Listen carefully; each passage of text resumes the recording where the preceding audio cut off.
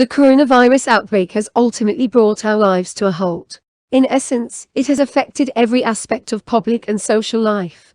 But what will we remember the most when we look back at what happened? The plague-like setting of the empty stalls and long queues outside supermarkets is definitely something we will remember. Many of us interpreted these actions as selfish, but are we really selfish when we zoom in on a person's actions at an individual level? So our deliveries would come during the day. So we have two deliveries. We have our morning delivery, which is things like your produce, your meat, stuff that goes in the fridge. Then the evening delivery was things like cigarettes, toilet roll, bleach, like pasta. And that would usually, the morning would come about 9 a.m. and the evening stuff would come about 2 p.m. So by the time we put it out, it was gone. So if you think like a nurse, for example, will finish her shift like 8 o'clock, come to our co-op, and there'd be nothing there. So what we ended up doing was I put up signs asking the NHS workers to kind of approach a member of management, and they was giving me a list of the things they needed.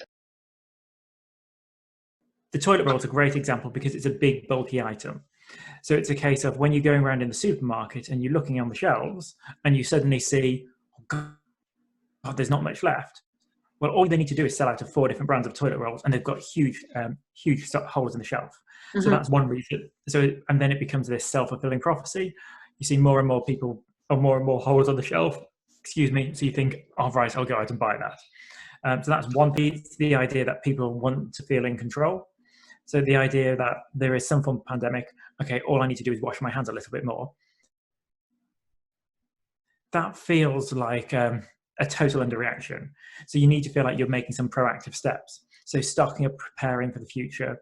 So whether it's having things like tin goods, rice, all of those sort of things make complete sense to do at an individual level. You feel like you've done something, you're preparing for it.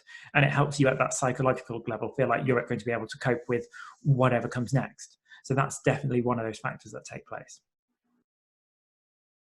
However we choose to interpret the stock buying phase, whether it is good or bad, we now have some awareness of the repercussions in a global health crisis, and what happens when people have no control over battling an invisible enemy.